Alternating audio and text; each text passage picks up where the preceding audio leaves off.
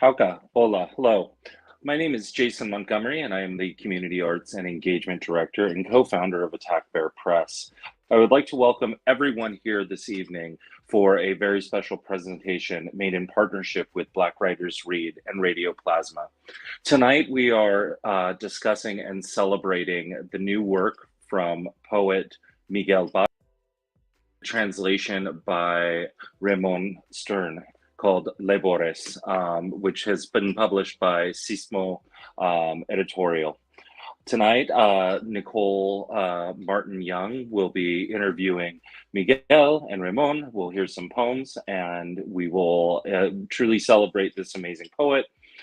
We first worked with Miguel in November of 2016 when he appeared on the first Nono Project album. It's a music and poetry project that Attack Bear Press has done. And in the years that followed, we became enamored and fell in love with the work of Miguel.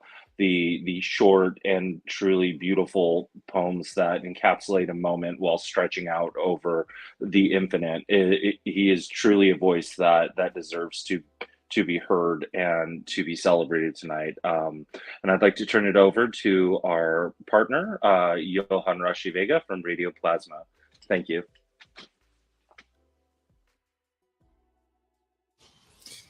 Thank you, Jason, and welcome everybody. Muchas gracias, Jason. Bienvenidos, bienvenidas. Este es un evento especial que en colaboración con Attack Bear Press and Black Writers Read estamos llevando a cabo en esta presentación virtual junto con Radioplasma. This is a special collaboration that we're doing together in partnership with Attack Bear Press, Black Writers Read, and Radioplasma together, bringing this beautiful conjunction of arts, literature, poetry, and representation of multicultural people from different places around the world that we happen to be connected in Western Massachusetts as point of origin for this conversation. So it is really important for us to support and continue working together, making possible that this type of spaces are always available for BIPOC, Black, Indigenous people of color from all over, so we can share moments, share space and ideas and thoughts and come together and enjoy. Este es un momento muy especial en el que estamos buscando tener esta representación y espacio en el que estamos buscando a través desde este punto en el que nos estamos generando esta transmisión desde el oeste de Massachusetts, traer la representación de gente de color, representación de gente indígena, gente negra, gente hispana, y combinando lo que es literatura, poesía, creación artística y desde luego el conjugar la expresión de ideas a través de estos espacios. So it's my pleasure to be here supporting and being part of this. And now I want to introduce to you Nicole Young, who is going to be our lead hostess for this special event with Miguel Bacho and Ramón Stern. Hi, everyone. My name is Nicole Young Martin, and I'm coming to you from my home here in Northern Connecticut. I host, produce, and I am the founder of Black Writers Read, which is a virtual platform celebrating all literary traditions of the African diaspora. It is such a pleasure to collaborate with Radioplasma and Attack Bear Press to bring to you Miguel's newest work. For those who have been following us for some time, know that this is not the first occasion for us all to come together. Radioplasma and Attack Bear Press and I, we've collaborated on multiple things. I've been interviewed by Johan. Attack Bear Press has supported numerous projects of mine, including Locating Me, which was an opportunity for me to work with Miguel. So this is such a great opportunity to bring us all together under one platform to celebrate one of our own. So before bringing Miguel and Ramon on to talk about the book, Labores, I wanted to introduce you to the two of them and their brilliance. So the first author I'm going to read their bio is Miguel. Miguel Bacho Cabellas was born in Iquique, Chile in 1986. There he participated in several local initiatives such as Literary Canvas to Cochabamba and La Paz, Bolivia in 2010. In 2013, the Universidad Nacional de Llanos Press in Argentina published his first book of poems, Papeles Sueltos. Half of this printing was sent to Iquique's public libraries. Between August and October of 2016, Miguel collaborated with the website www.viceversamag.com in the section Crónicas Urbanas. He also participated in the Locating Me workshop series, which I ran and actually was the editor of the anthology chapbook that came out of that series. Miguel has an unpublished novel, Primera Fila, and is writing his first novel, Divino Tesoro. His latest book of poems, which we'll be talking about this evening, Labores, was published in 2022 by Sismo Press in his hometown. He currently resides in Ewing, New Jersey. And then Ramón J. Stern, who is the translator of the text. The text is published in Spanish and English. Ramón J. Stern is a translator between Spanish, Portuguese, and English. He is also proficient in Hebrew and Arabic, with a PhD in comparative literature from the University of Michigan, my undergraduate alma mater. Stern has served as a medical interpreter, translator, project specialist, and proofreader, admissions reader, and as a higher education administrator. His translation, Syrian and Lebanese Patritos in Sao Paulo, From the Levant to Brazil, was published in 2018 by the University of Illinois Press. That won the Arab American Nonfiction Book Award in 2019. He has also translated COVID manuals, research interviews, book chapters, arts magazine articles, human rights reports, and the bilingual edition of Labores, translated to Laboring in English by Miguel Bacho. Dr. Stern is currently a Fulbright Scholar in Brazil, researching Moroccan Jewish migration to the Brazilian Amazon. Given that I am here representing Black Writers Read, it means a lot to host and chat with an author and a translator. And for people who don't know, for me, translation is another genre of itself. So I am very, very happy and very blessed to host these two authors here this evening. So I'm going to go ahead and bring them on screen, and then we'll get started with the evening. Hello, gentlemen. How are you both doing? I'm well. How are you? Good. And then Miguel, how are you? I think you're still muted. No, I'm not. Yes. I'm very well, thank you. Yay. So I'm very excited to hear the poems, which thank you so much, Miguel, for sending me an autographed copy. It is a beautiful, beautiful piece of work. Oh, thank you. Cool. So I'll turn it over to the two of you. Okay. Well, good evening, everyone. This is the first poem of my book, Atlántico. Canta el mar sobre sí mismo y retrocede como un pensamiento. Cae otra vez sobre la playa su abanico de flores y espuma. Susurra el mar su frío canto, armonía de horas y constelaciones. Se levanta el vapor como una muralla, dibuja fantasmas en la orilla. Una gaviota rasga su faz con la sombra de su vuelo detenido. En la arena su albor sostiene la canción que late sin viento en la mañana. Atlantic. The sea sings over itself, recedes like a thought, falls again over the beach with its fan of flowers and foam. The sea whispers its cold chant in harmonies of waves and constellations. The steam raises its rampart, draws phantoms on the shore. A seagull cuts its face in the shade of its still flight. Its whiteness holds the song in the sand, beating windless in the morning. And this is one of the poems of the second part of the book, Journal, number 10. Providence, el patio de la fábrica, barbas y lunares, una piel tatuada con fervor, la música gimiendo en los rincones, los músicos huyendo de la luz como un pronunciamiento.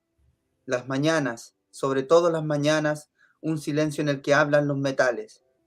Diálogo de teclas, mantas, páginas, el bendito café, el mate, el torrente inmóvil del hielo, una película para nadie, la historia caminando en todas partes, los ladrillos de la sangre esclava, un escritor maldito por la fecundidad, una vereda para deslizar la tibia añoranza, polvo en los rincones, el refugio de un brazo y la tabla del náufrago, la primera fila enmudecida o espantada, la colección de ventanas y la desnudez de los árboles, sus vestidos de fiesta, comida, carnaval, máscara, sombra, un hilo de aceite en la comisura de los labios, todo el tiempo el cuchillo sobre la tabla, una rata deslizándose sobre el túnel, la garabía oscura de los atrios, un discurso y una justificación, una pregunta que habla al exilio, este viaje como un castigo, la reformulación de la palabra, el hallazgo del abismo y su sórdida alegría, una mutilación en virtud del silencio,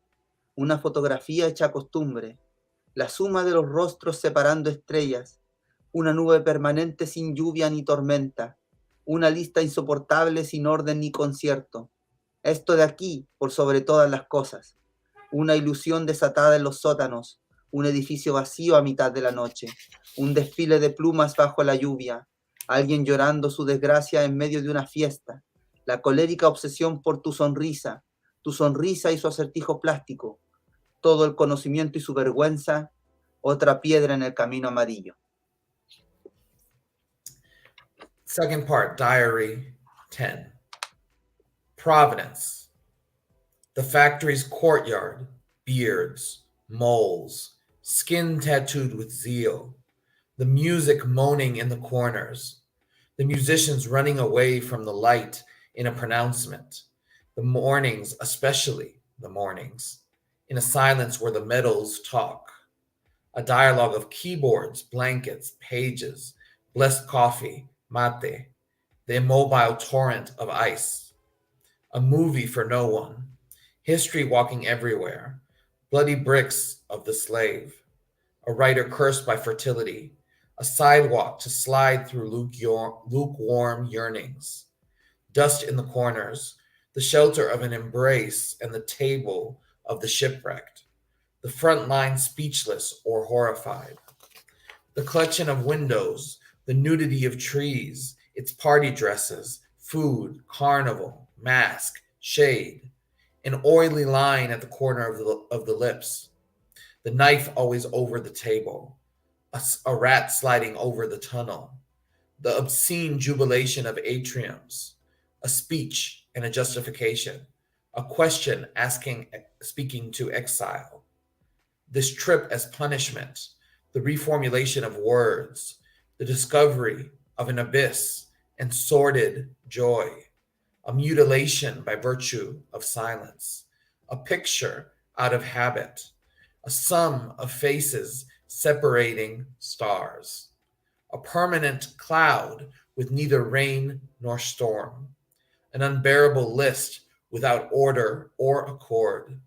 This right here above all things, an illusion unleashed in the basements, an empty building in the middle of the night, a parade of feathers under the rain, someone crying out disgrace in the middle of a party, the furious obsession with your smile and its plastic riddle, all the knowledge and its shame, another brick on the yellow path.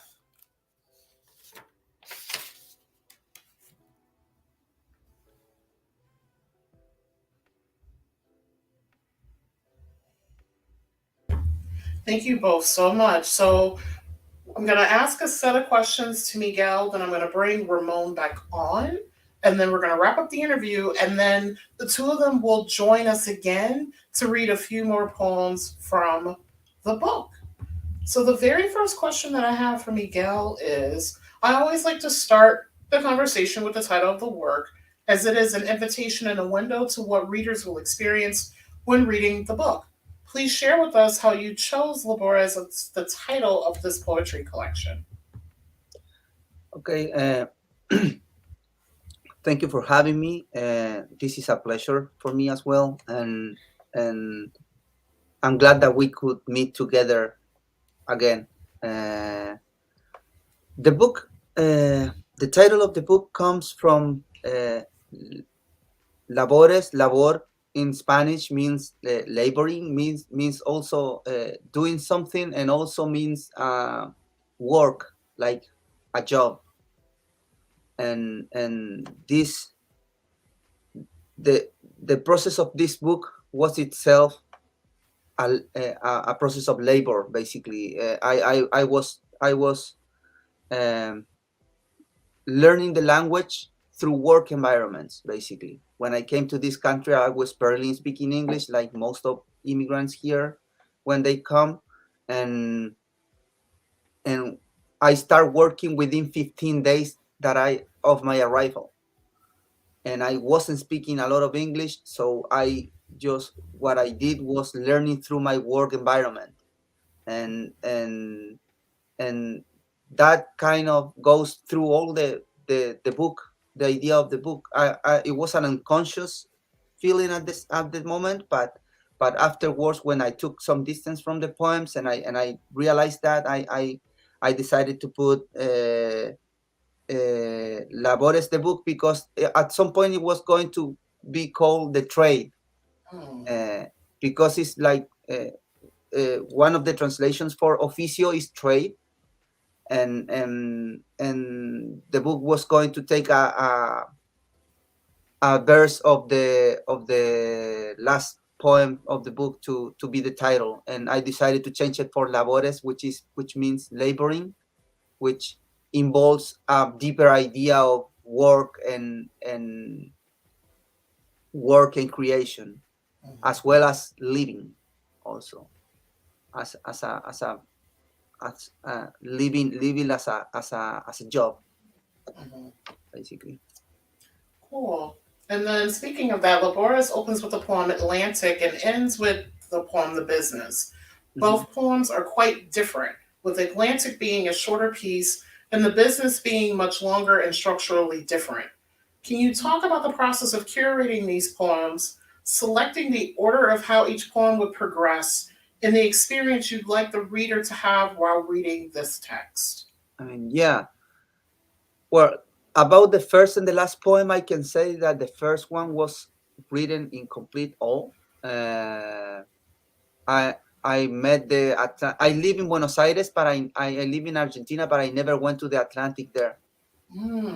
So my first experience with the Atlantic Ocean was here in Jersey Shore. When I just came here, I came to New Jersey as well. So it was at the Jersey Shore, a fall day in November, a very cold day, windy. But I was seeing this image of the ocean falling and falling over again, over itself, and in white sand, which was for me like a novelty, and I couldn't contain myself.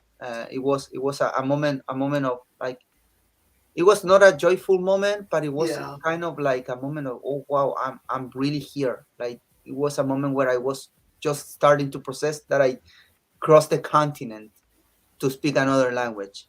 And the last poem of the book was written when I already created a system for navigating that world that I came in, and it was kind of a actually it was kind of a funny exercise of trying to imitate Bukowski's way of writing, being kind of like showing off, like the trade of living or the business of living is blah blah blah blah blah blah blah, and actually came a very like honest piece on that summarizes uh,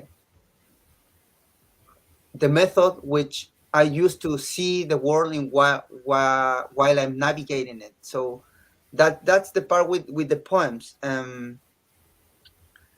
The order of the poems, I owe that piece to my friend Miguel Rosas Buendia. He's a professor in Georgia right now in Atlanta, and he found I gave him a bunch of poems, way more than this book has, and he found the poems for the book, and he suggested me the order, which I corrected a little bit, but it's basically the order that my friend Miguel found.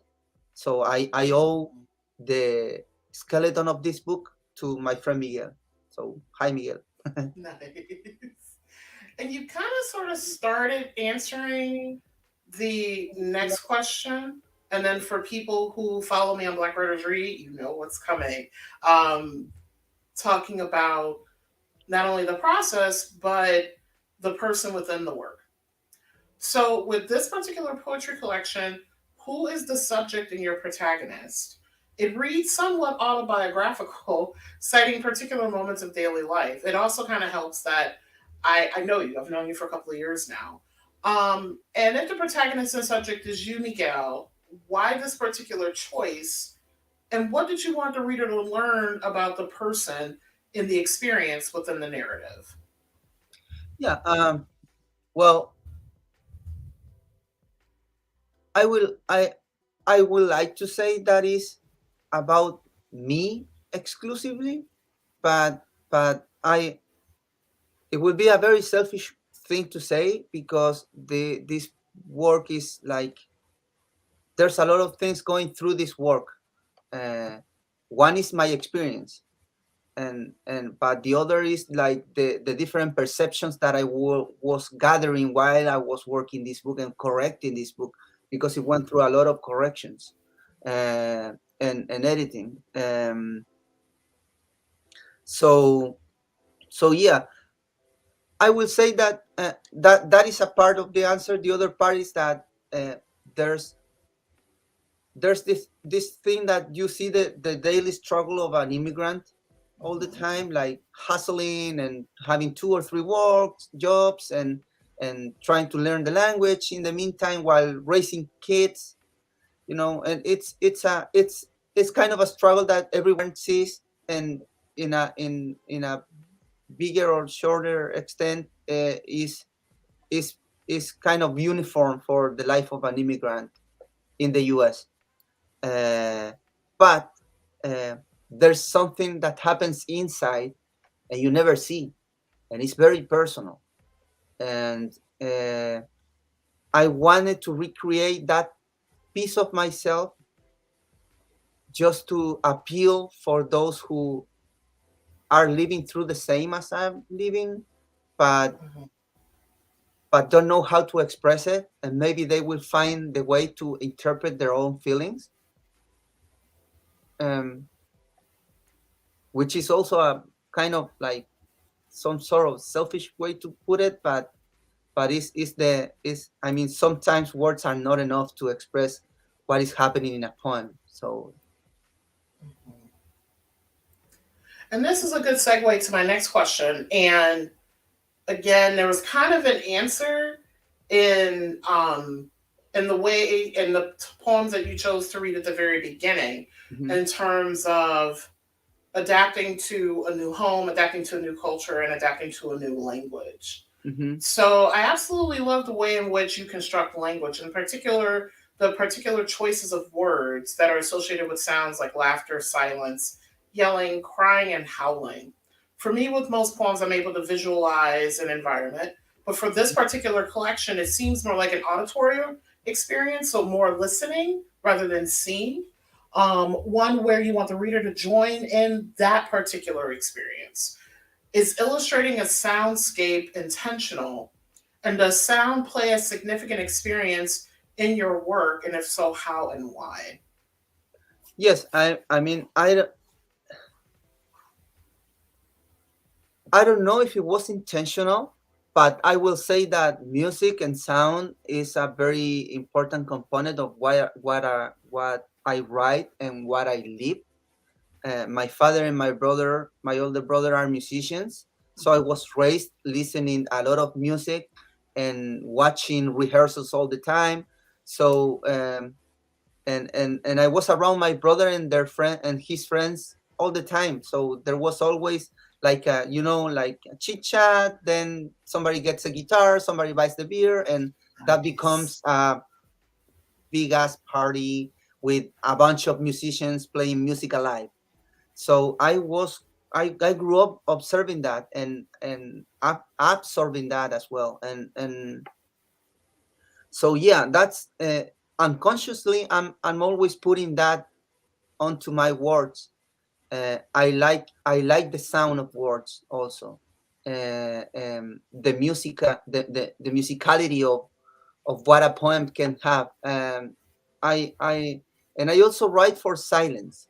Mhm. I it's sometimes my poems sound awkward to the when I read them aloud, because I want to hear the I want to imagine the sound of every word, and not put a voice to like condition it the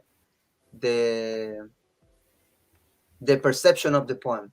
But yeah, sound is a very big component of my work and as a whole.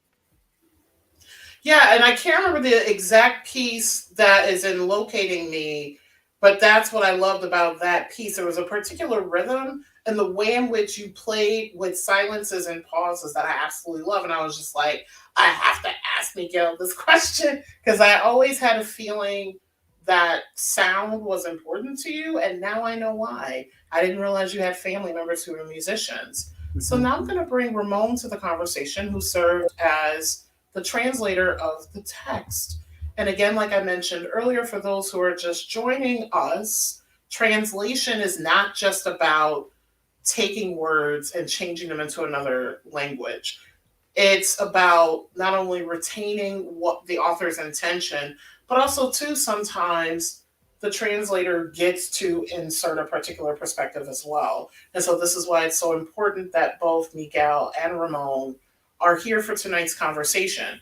So the first question that I have for actually the both of you is, how did you both meet and start working together?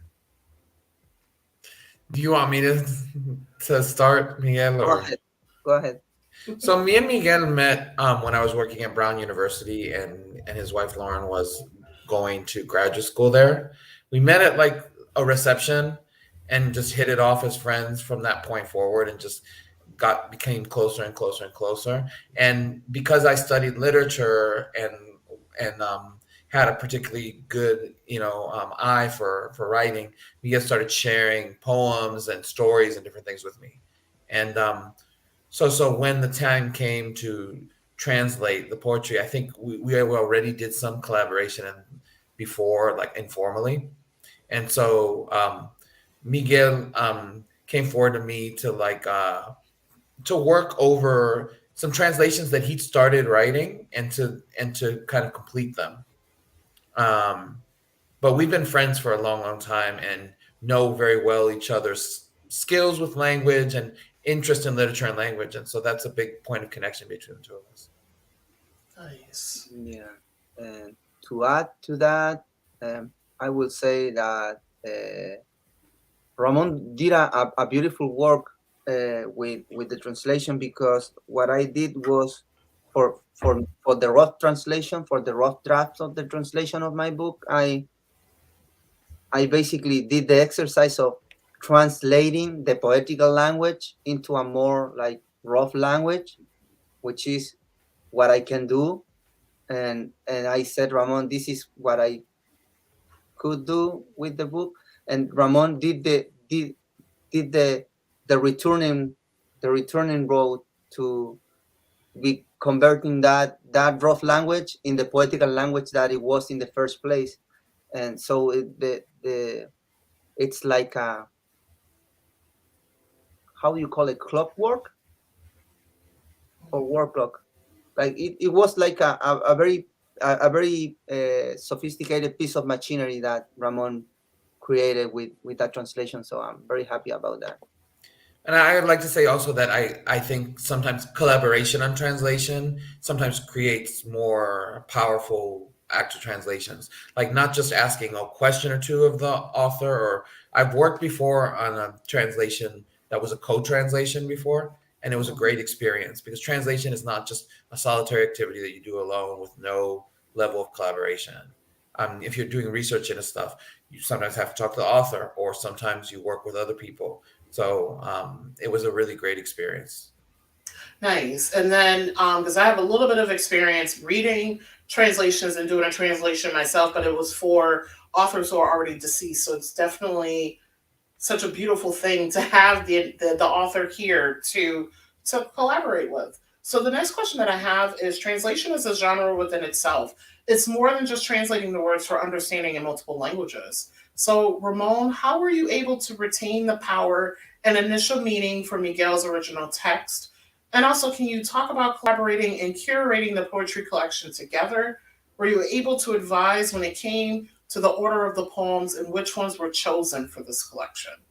So I didn't do much as far as the order of the poems. I mean, we had conversations about it, and I was very supportive of it because I know his friend Miguel was the main person behind that, and so I didn't want to mess too much with that, and I didn't see anything wrong with the way it was in order, so I was pretty fine with that. But translation really is a genre in itself, and there's multiple things going on when you translate a text. So you're trying to retain some level of literalness because you want the words to not be so different that they lose the original meaning. But then you also have to take some poetic license, but then you have to hold back that poetic license to try and keep enough accuracy and fidelity to the text.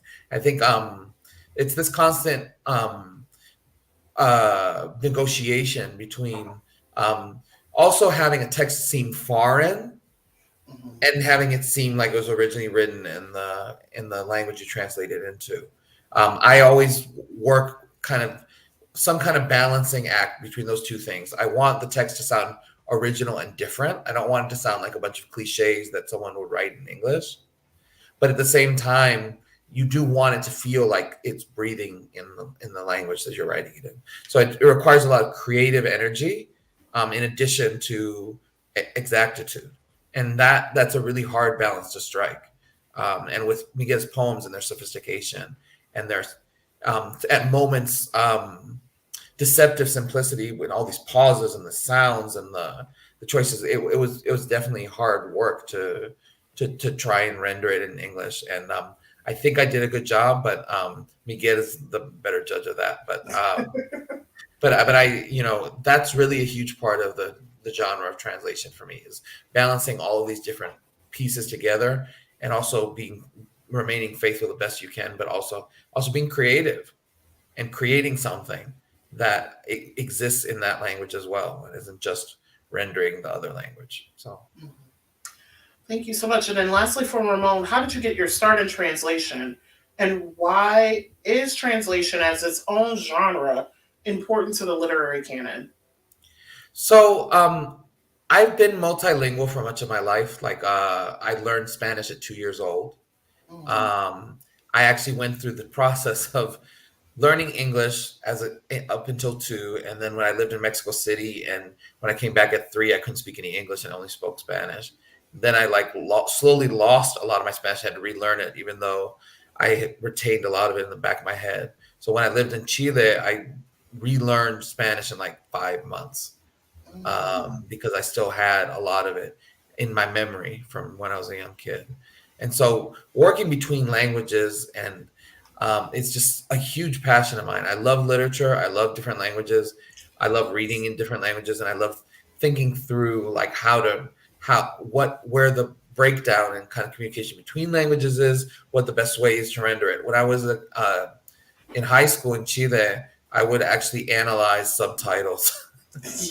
We'd be like watching films, and I would be like, "Oh, these subtitles are wrong. Like, why are they always translating this as that?" Or, a really strong swear word is like a kind of soft word in Spanish. Like, why do they do this? And so, like, I was obsessed with that kind of move between Spanish and English from high school.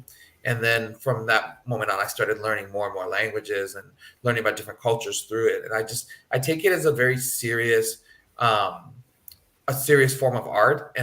But I also think it's a way of also breaking down language barriers, because, like I said, when you do translation, you both want something to sound a little bit different and unique, but you also want it to breathe in the language you're putting it into. And that exercise in itself is a beautiful thing. And bilingual editions are great, because I learned Arabic. I started learning Arabic by reading a bilingual edition of poetry in Arabic and English by these great poets, Mahmoud Darwish, Adonis, and Sameh El-Qasim, two Palestinian poets and a Syrian poet. And that was how I started to learn some words and vocabulary in Arabic. And eventually I got very good in Arabic. So, I mean, translation does a lot of things. And bilingual editions are wonderful. So I'm so happy this is out bilingually, because people can read, they can criticize me if they want, it's fine. And they can learn a bit about each language just by reading them side by side. So. Mm-hmm. Yeah, and speaking of subtitles, it made me think of, because a lot of people don't know, I do a side hustle gig doing closed captioning recently. And it's given me more respect for subtitles. I've always appreciated subtitles, but when it comes to the timing and retaining the original intent, even in closed captioning, even though I'm doing from English to English, in terms of the rhythm and when things are, and if someone trips up and make a mistake or laughs, it's so interesting, how a choice as doing closed captioning and subtitling, making particular choices to ensure that people who have multiple or other modalities is able to enjoy the cultural product that it's how it's originally intended. Yes, I think there's fantastic subtitlers, people who do wonderful work. I've seen great stuff. I think what I would laugh about was that it was always in this kind of middle class Mexico City kind of style of language. A lot of the translations of English language movies are like that. And so someone might use a swear word, a heavy swear word, and then they'll just put maldito, cursed person or whatever under there. And I was just like, no, that's not exactly right. The Mexican Spanish is the canon for doubling in Latin America. Yeah. Wow. So there's all these things that can kind of get lost, and then when you're in a country that doesn't speak Mexican Spanish, and you're getting these Mexican Spanish subtitles that aren't even all Mexican Spanish, it's more like middle class, upper middle class Mexican Spanish. It's funny because it just feels so out of place. Wow. Yeah, so now when I watch films, I have to think about, especially too, and that's something else too, and a whole other conversation in terms of privilege and power, whose experience is actually being rendered when you do subtitling and closed captioning. I never thought about that. But that's a whole other series that we can get into that conversation about later. But Ramon, thank you so much. I'm going to bring you back on later on to do some more reading. And I'm going to wrap up my conversation with Miguel. I have a couple more questions for him. So thank you so much. Thank you, Nicole. So the next question I have for you, Miguel, is, since we've worked together in the past, I know a little bit about your style as a writer and a poet. You structure and make very deliberate choices about the absence of punctuation.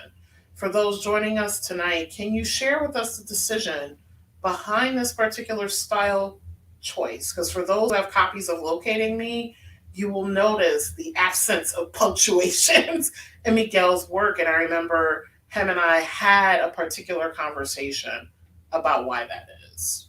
Yeah, yeah. The punctuation thing started. I used to put punctuations in my work in general, and then when I start playing with the rhythm and the sound, I start having doubts about where to put a comma or where to put a period or a colon, and after that I decided to take them all. So every sentence and every verse have its own word, particular word. So the idea behind that for me is like giving to the reader this chance of only use one verse or use the whole poem as a exercise of perception. And I use the word perception all the time because I like Marshall McLuhan said in the 60s, the media is the message. Mm-hmm. So and the message when he finished the book, and the media is the message. So if I said interpretation, everything is interpretation. The reality is mediated through language for us as humans. So I would rather talk about perception as a very basic uh, electric pulse in the brain instead of interpretation, because that builds up more layers that I don't know if I'm reaching with my poetry. So I talk about perception for that, and that's why I decided to take off all the punctuations from the poems, because I give more freedom, more space to the reader to perceive whatever they want to perceive, and don't feel like cut off by a comma, for example, when they are reading in a different rhythm. Mm-hmm.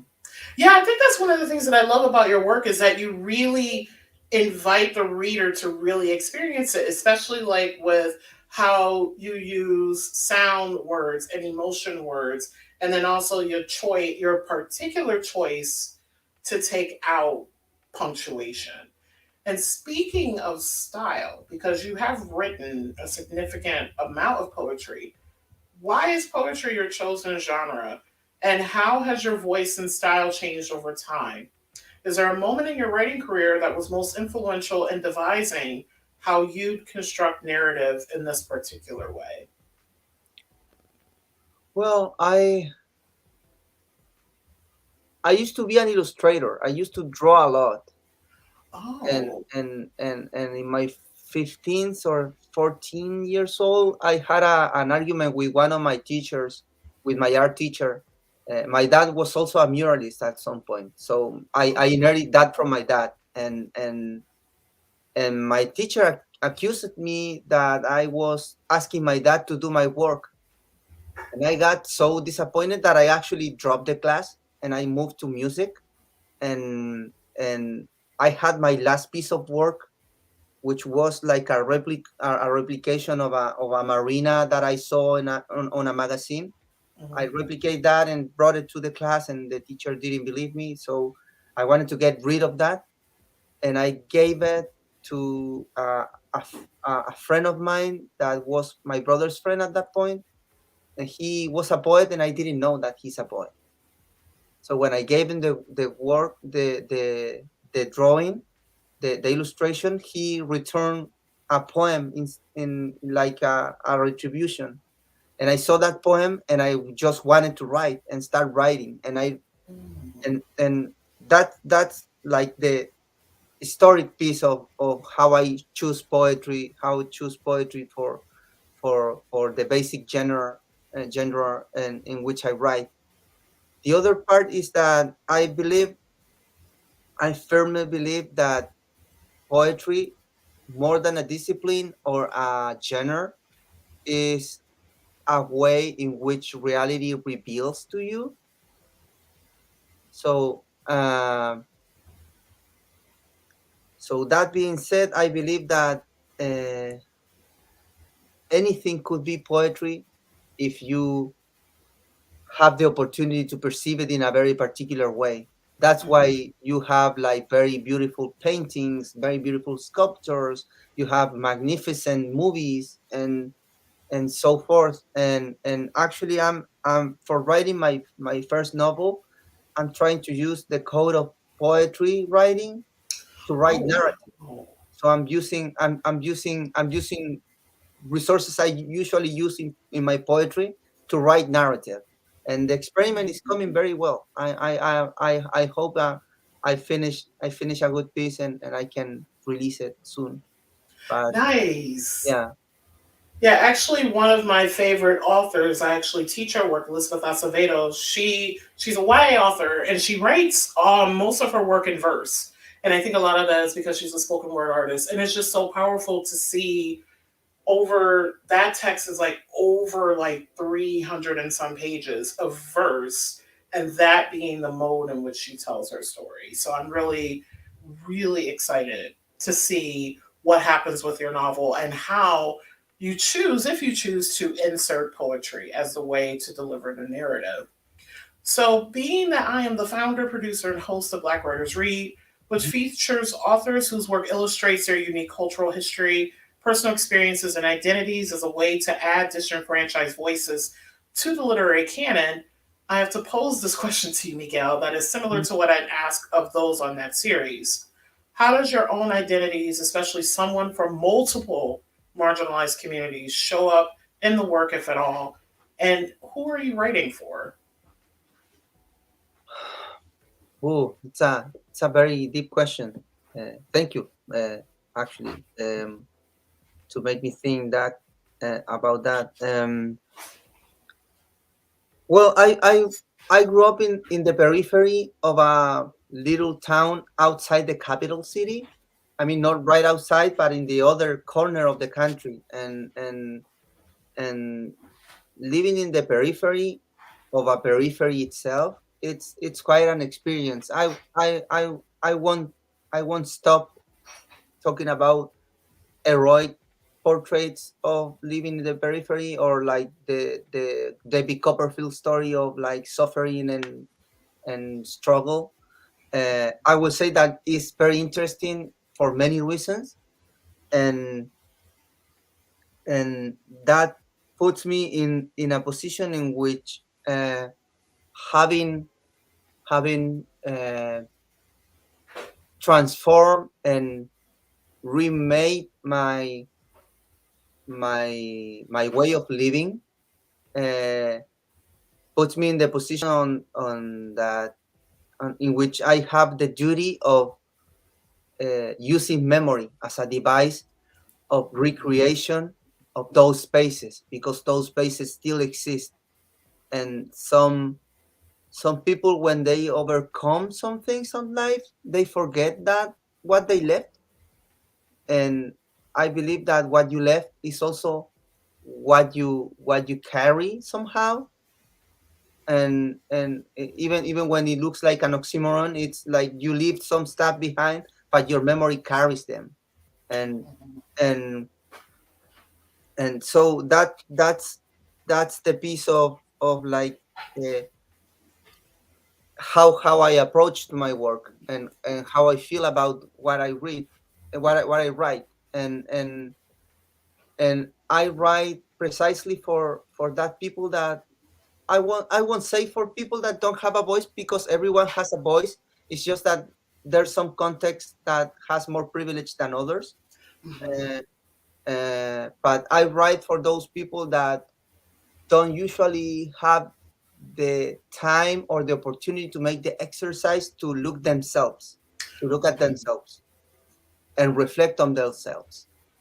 And I hope this book in particular, and the rest of my work, when I'm along the way, uh, reaches out to that people, which are also my friends, my family, and very close people around me.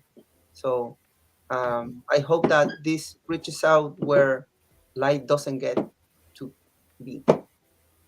Yes, and then also for those who are joining us, I wanted to insert that the book itself Labores, there's only like 100 copies that were printed and only are available in Chile, but Miguel has access to the PDF. And so if you are interested in getting access to the electronic version of the book, go to my website. This, I think, the easiest way to do it. Go to my website, which is NicoleMYoung.com. Send me an email, and I will link you up with Miguel so that you can get a copy of the PDF of the text. Because I hope that a lot of people who are watching would be interested in reading it, because it's beautiful. And then lastly, for Miguel, what is next for you, and how can the Black Writers Read, Attack Their Press, and Radioplasma community support you on this next journey? What is next? I'm working in the novel right now, and I'm writing some like loose pieces of poetry. So I think that inventing something similar to No project for a new edition will be fun to do with all the friends, maybe in video this time. Yeah, and I hope to make this reading at some point in person. So that would also be fun, like stepping in some places and reading to meet new people too. Make like a reunion of poets. That would be fun. Yeah, and it would be really cool if Attack Bear Press can bring together poets from the No Project in person as the world slowly opens back up to do a reading in person. So I'm Yeah. going to bring Ramon back, and you're going to read a couple more poems. Next, I'll come back and close us out. So thank you so much. Thank you. Okay. From Diario, the second part of the book. 1. Nueva York se aleja y todo ha quedado oxidándose en el puente, nombrado como se nombra allí la libertad. Todavía no aparecen las sonrisas. Es el nervio de pasos errantes. Lo ajeno llevando mi nombre cada vez más oscuro, polvoso y crispado en la garganta. ¿Acaso esta sea la mortaja que me cubra del aparato del viento en los segundos, a horcajadas sobre el tiempo? New York is far behind, and everything has been left rusting on the bridge, named like they named freedom. The smiles have not come yet. It is the nerve in the wandering steps. It is what is foreign, taking my name ever darker, dusty and strained in the throat. Perhaps this is the shroud that covers me from the wind device each second, straddling the time. From Diario 4. Un día con otro sumando los espacios, un día con otro la casa tan grande, un día con otro la página envuelta en tantas palabras, un día con otro la caligrafía retorcida, un día con otro las páginas ajenas como una confesión, un día con otro la ventana en la cocina, un día con otro la espera, un día con otro golpeando el tenedor con el ritmo, un día con otro siempre amarrados al calendario, un día con otro callado, durmiendo la impaciencia. A day and another, adding spaces. A day and another, the house so big. A day and another, the page wrapped in so many words. A day and another, my twisted calligraphy. A day and another, the pages foreign as a confession. A day and another, the kitchen window. A day and another, the waiting. A day and another, beating the fork to the rhythm. A day and another, always strapped to the calendar. A day and another, silent, sleeping, impatient. From the third part of the book, Eastside Market 1. Describo hambriento la lejanía, sin crimen mayor que la trayectoria, en la paciente mudez del movimiento. Me caigo del sueño como se le han caído los dientes a la esperanza. No hago camino más allá de mis pasos, ni recorro la ciudad por sus límites. Miro en silencio el desfile mientras se gasta el lápiz y sangra el mundo en el yermo. He olvidado el idioma de las cosas, aunque vivo encandilado con la flor, el pálpito, el vuelo. Veo la mañana sin sorpresa. El canto de los pájaros se cuaja en la garganta como si hiciera florecer a los árboles y los árboles pidieran su desnudez. Las calles se deshacen en mis pasos de tanto pedir la vida, de tanto buscar el mundo. Voy pidiendo permiso, tirando a mi sombra la maldición y el augurio. 2. Cruje el invierno en la madera, en los huesos con su día a cuestas. Es la avenida todo el tiempo, la llanura del silencio. Cada segundo es un golpe de cuchillo, cada hora una tabla donde cuento cicatrices, una fuente donde mezclo los días. Vuela una palabra indescifrable, el cuchillo nervioso, a la sartén la cebolla, todo de pronto en un hilo de abandono, una mueca torcida al calor del horno. Crujen los segundos, como la máquina y los huesos, con el día calambrado en las rodillas, como suele latir la esperanza, cuando triza el vitral del calendario hilvanado como una sentencia. Sumar el color que parece arrebatado de otras pieles, otros sueños, sumar una mano al ojo, abrir un pescado, cortar el nudo en la garganta, adherir el pellejo a la espera y hablar para sí como un rezo que arrastra la palabra, repetir como escapando en el filo de un golpe, cantar mordiéndose la lengua. 3. Soy un zumbido en los escombros, la sombra del racimo que se abre sobre el espanto, una canción indescifrable como las eras que han durado la ciudad y sus estómagos, como una espalda reseca en la planicie. Soy una fila distinta, soy una espera en la puerta del matadero, un reflejo húmedo en el piso del baño, la victoria secreta disuelta en vinagre, el timbre de la piel levantando su muralla. Ando con el mapa fundido al espinazo sin otra trayectoria que mis huesos torcidos en la estela de las horas. Describo ambiento la lejanía en la niebla famélica. East Side Market. 1. I describe the distance, starving. No crime greater than the trajectory. In the patient, mute movement. I fall from dreaming as hope's teeth have fallen. I don't tread the path beyond my steps, nor do I traverse the city limits. I watch in silence the parade while I wear out the pencil and the world bleeds on barren land. I forgot the language of things, although I live enthralled by the flower, palpitation, flight. I view the morning without surprise. The bird's song clots in my throat, as if making the trees bloom, as if the trees were asking for its nudity. The streets come undone in my shoes, from asking so much for life, from seeking so much for the world. I am asking for permission, throwing the curse and omen to the shade. 2. The winter creaking in the wood, entering bones with the day on its back.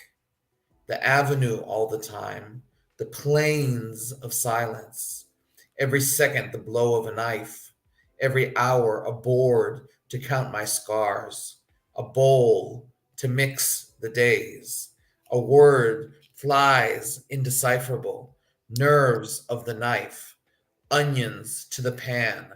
Everything in a sudden thread of abandonment. A grimace twisted to the heat of an oven. The seconds creak like the machine and bones, like the cramps of the day behind the knees, as hope often beats, when the stained glass calendar shatters, woven like a sentence, adding seemingly snatched color from other skins, other dreams, adding eyes to the hand, opening a fish, cutting the knot in the throat, sticking, waiting to the hide, and speaking to the self in a prayer that pulls words, repeating by way of escape on the blade of a blow to sing and bite my tongue. 3. I am a buzzing in the rubble, the shadow of a cluster opening over horror, an indecipherable song, like lasting eras, the city and its stomachs, like a spine drying up in the lowland plateau.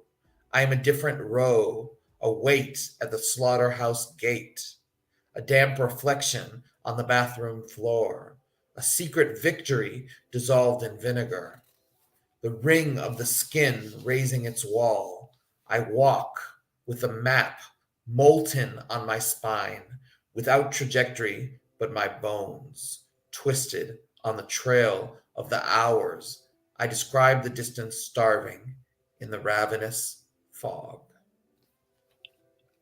And this is the last one. El oficio. 1. El oficio de vivir deprisa entre metal y despojo es más bien una disciplina en la que se somete al espíritu. Se simula el pellejo en el proceso, presagiando partos, monumentos, roberías. Vibra la vida como enjambre en las llagas abiertas de par en par, cual granada madura. 2.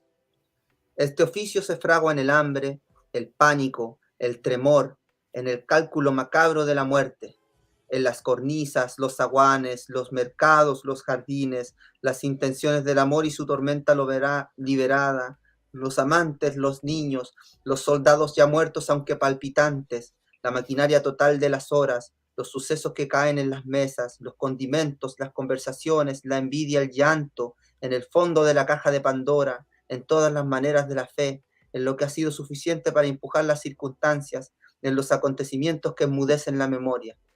El oficio de ir viviendo con la sombra puesta en lo terrible va vaciando los ojos, porque el tiempo traza un puente sin destino, el éter se cierne metálico y terrible, cada segundo erigiendo la era y su debacle, porque no alcanzamos a llorar y nos tiembla la mano, por el átomo interpuesto entre el vaivén y la sentencia, por el vino horadando la piedra de las dudas, nunca dejarán de abolirse los significados, porque lo inevitable aprieta los puños de la circunstancia. 3. Este oficio no me lo dictó el silencio, ni mucho menos la noche o el abismo. No lo aprendí en los bares o en los diarios, no lo encontré en la historia, envejeciendo todo el tiempo. No lo recé en la niñez o la herejía, no fue el conjuro que bufé ante la luna, no apareció como la mala suerte o la costumbre, no interpuso un acertijo cubriendo los vestigios de la sombra. Este oficio incierto de ir viviendo no lo hay en los libros, tampoco lo hay en las sombras de la urbe, no me lo ha dado solamente el amor. Lo percibo a cada paso, a cada martillazo puesto sobre la página, con los rayos del sol acribillando la mirada, y la luna por testigo, cómplice, juez, la canción o la música de las hojas secas, con cada pisada persiguiendo el horizonte, con cada montaña y la oquedad del valle, con la amplia elocuencia del desierto y lo rotundo del mar en el arrecife, en la tersa voracidad de la arena, en los cerros de la infancia curtida, en la voz única de los cementerios, en ese mirar que se pierde dolorido, en los niños descubriendo sin contrato ni guerra, con todos los cansados sin sonrisa ni lágrima, con su andar iluminado por el vino a contraluz, con el humo y su cortina de mañanas turbias, con los gritos domésticos del mercado, todavía más lejos, diminuto, a la deriva, en la ilusión, la añoranza, la flamígera imposición del pasado, en el púlpito y el entierro, en el pésame derramado en el hombro, en el paredón de una cárcel, agarrado de un acorde reventando los años, en la máscara de la noche tras romper el día. El oficio de ir viviendo no cabe en el presente. The Business, Part 1. The business of living in a rush between metal and plundering is more like a discipline, where you are submitting yourself to the spirit, the simulated hide in the process, portending births, monuments, pilgrimages.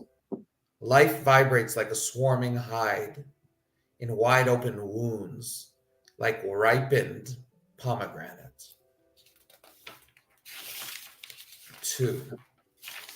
This business is forged in hunger, panic, trembling, in death's macabre calculations, on ledges, in hallways, markets, gardens, love's intentions, and its liberated storm.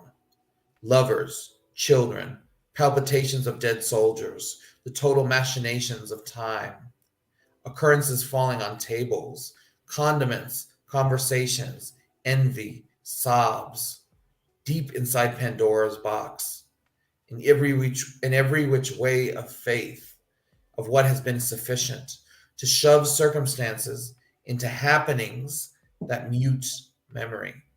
The business of going on living with shadows covering the terrible goes on draining the eyes, because time traces a bridge without destination. The ether congregates in its metallic terror.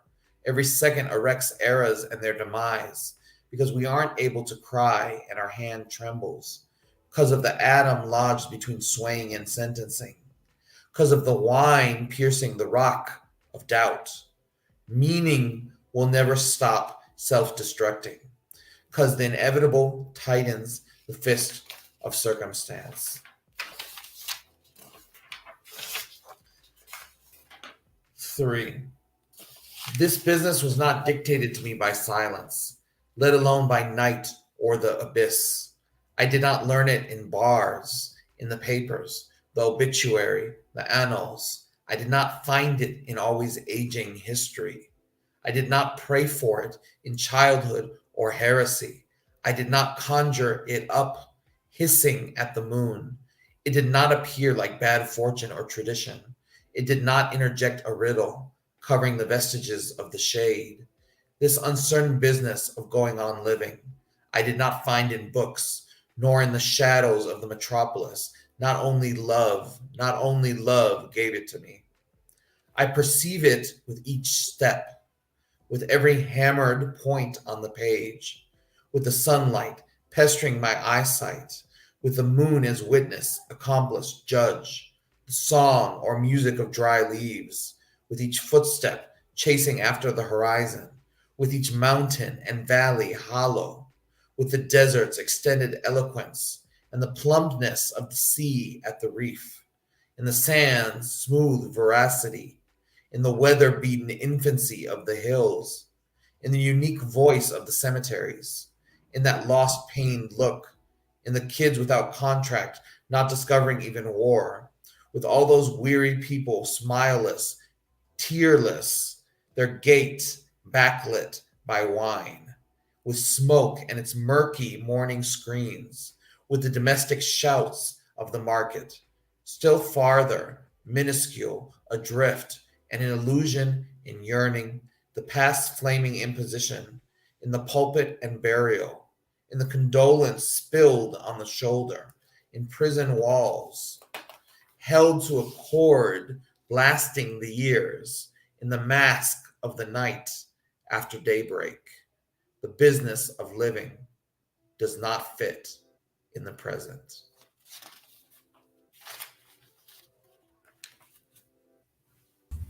So I'm going to bring all 5 of us back on to say good night and thank everyone for coming.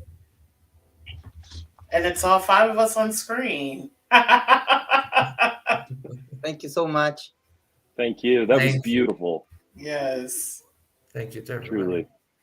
Thank you. Cool. And yes, we'll have a No Project reunion. Like, yay! You don't have to talk me into it. It's easy as that. Mm-hmm. Yay. So everyone, thank you so much for joining us this evening, and have a great night. Thank you so much. Bye. Thank you. Bye-bye. Bye.